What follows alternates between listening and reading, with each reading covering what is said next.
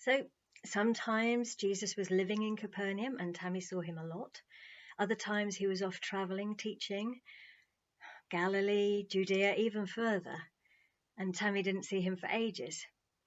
It was a time like that when suddenly his boat was sighted, and there were crowds of people travelling all round the shoreline of the Sea of Galilee, wondering where he would come into land. So Tammie and quite a few of the other people of the town decided that for once they would travel to be with Jesus too. People were already joining the crowds, all milling around, and a holiday mood was in the air. Tammie had to wait while Dibs got herself and Jake ready. She'd been having a lie-in, needless to say.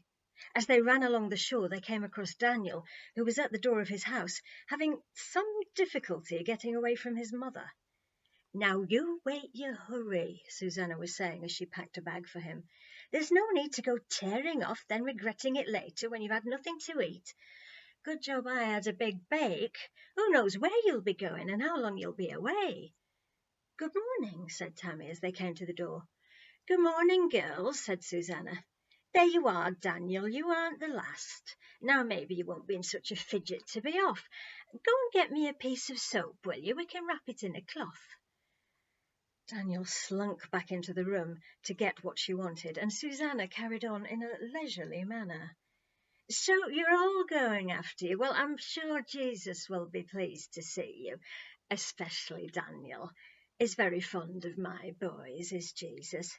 James and John are particularly close to him, of the 12 main disciples. I dare say you've noticed." Yes," said Tammie politely. "Simon Peter seems to be the main one of the 12, said Daniel. Jesus had given Simon the nickname Peter, which means the rock. "Only because he's older," snapped Susanna. "Just you wait till your brothers grow up a bit more. Now, don't just stand there, Daniel. Get me the blankets from off your mat." "I don't need blankets, Mother," said Daniel, blushing. Tammie had noticed that he always went pink round the tips of his ears when he was embarrassed. "You'll likely be gone at least till tomorrow. What will you do at night?" "Roll myself up in my cloak, same as everyone else. If I take blankets, I'll never keep up." "Have it your own way," said Susanna. At last they were off. Tammie took Daniel's bag so that he could carry Jakey, and they raced away as fast as they could. It didn't take too long to catch up with the rest, and they settled down to enjoy the journey. In time, the boat seemed to be coming closer to the shore. The people pressed forward, and Jesus was surrounded soon after he landed. He went a little way up the hillside so that people could see him better, just like Daniel had shown Tammie. Everyone gathered round and sat on the grass. He spoke to them for hours and hours with more of his stories. Tammie was so proud of Jesus as she listened and saw all these adults lapping up his every word. The time passed almost magically, so that dusk was nearly on them, and everyone suddenly became aware that they were getting rather stiff and very hungry. "Please, may I have some more food?" whispered Tammie to her mother, as Jesus finally stopped speaking. "I'm sorry, darling," said Naomi, looking worried. "We left in such a hurry. I only brought what I could lay hands on, and we've eaten it for breakfast." "I was going to slip off to a village to buy something," said Jairus, "but it's all been so enthralling I simply forgot. I could go now, I suppose, but we're in a very remote place." "But we haven't eaten for hours," said Tammie, beginning to feel rather alarmed. All around, everyone seemed to be in the same position. Parents were looking concerned, and little children were crying. Some had been walking for days in the crowd, and had for a while been living only on what others could give them. Jesus sent his 12 closest followers out among the people. "James," said Daniel. "Not now, please, Daniel, I'm busy," said James, bustling past, being important. "But I've got some food left, even though I shared loads." "Of course," laughed John. "We should have known Mother wouldn't let you out the house without enough food for a fortnight." "Well done, Daniel," said Andrew. "But don't you want to keep it for yourself and your friends?" Tobias was just opening his mouth to say that this was a very good idea, when little Jakey decided to use his nose as a handle to pull himself up on, so he was distracted for a moment. "Nah, give it to Jesus. He'll know who needs it most," said Daniel, digging around in his bag. "There's not very much, I'm afraid. Just 4 little barley loaves and a couple of fish. Oh, and another loaf." Tobias watched with indignation as Andrew carried the food away. And Tammie herself couldn't help feeling disappointed, though she knew Daniel was right. "Never mind," said Naomi to comfort her.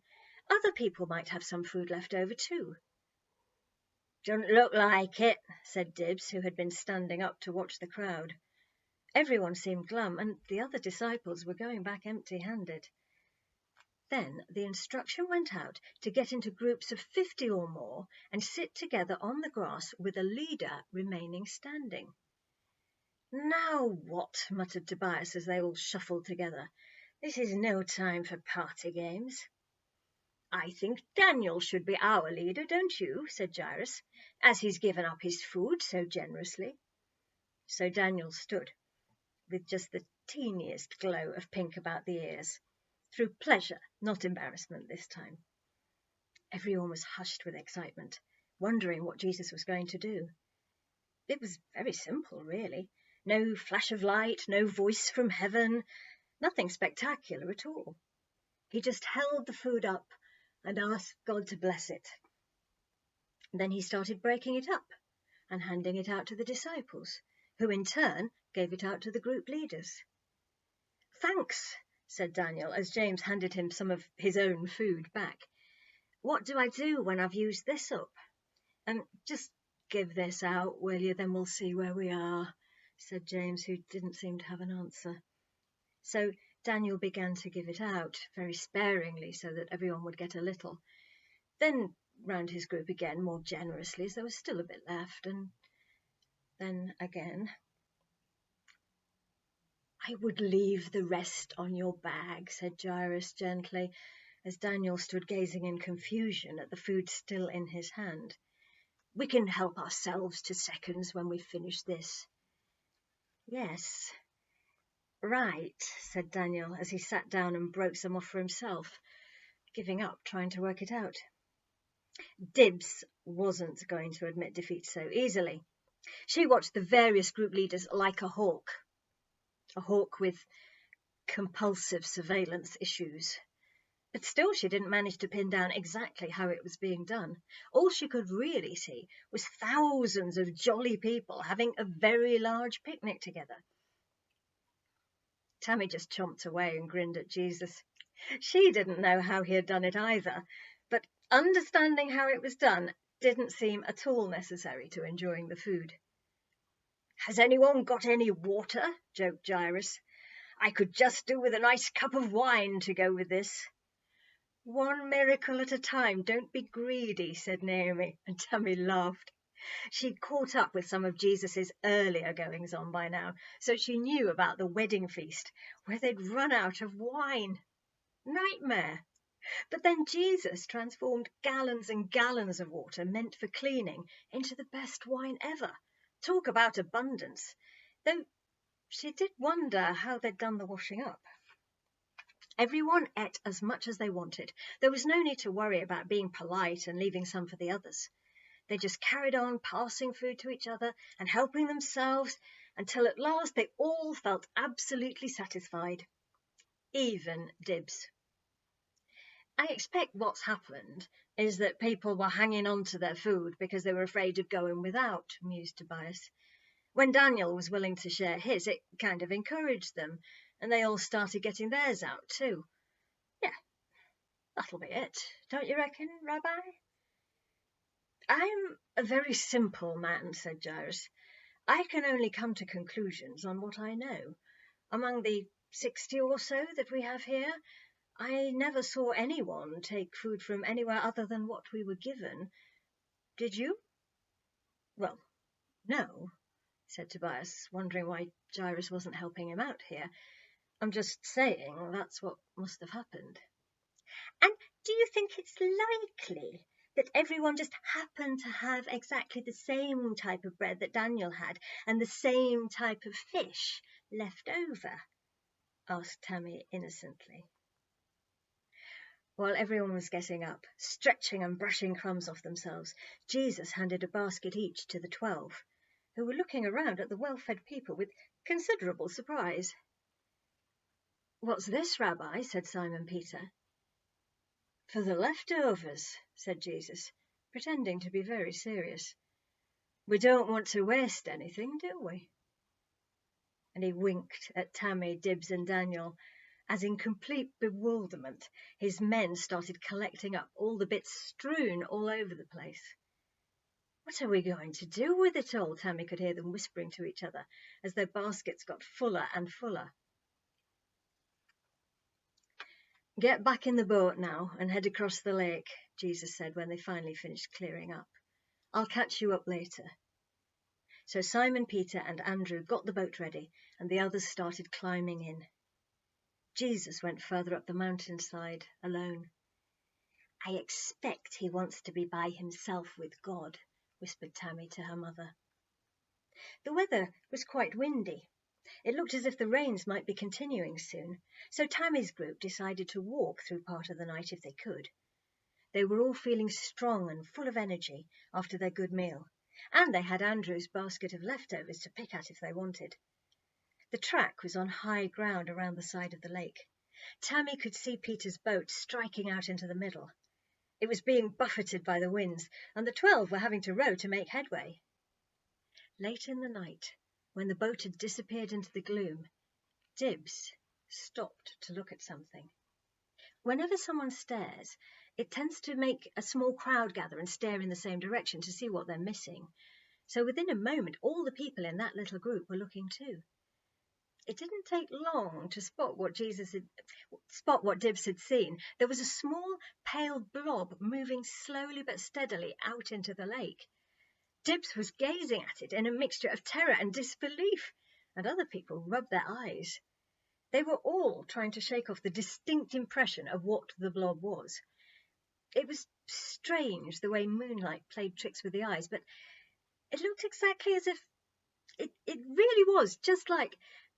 In fact, even if you had been there, you couldn't have helped but think.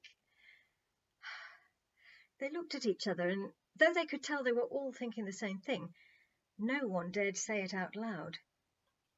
It was little Jakey who spoke first. He had been dozing in Tobias's arms, and when he woke, he naturally looked to see what was fascinating everyone else. When he saw, he started chuckling and pointed to the blob. "It's Jesus! Look, Daddy, it's Jesus! Silly Jesus!